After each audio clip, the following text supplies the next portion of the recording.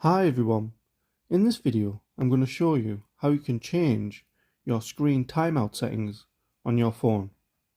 So if you find this video helpful, please give it a like and make sure you subscribe for more useful tutorials. So what you'll need to do is open up settings, then scroll down until you come to display, so you want to tap on there, and then again scroll down and you should see screen timeout. So you want to tap on that, and this will just give you multiple options.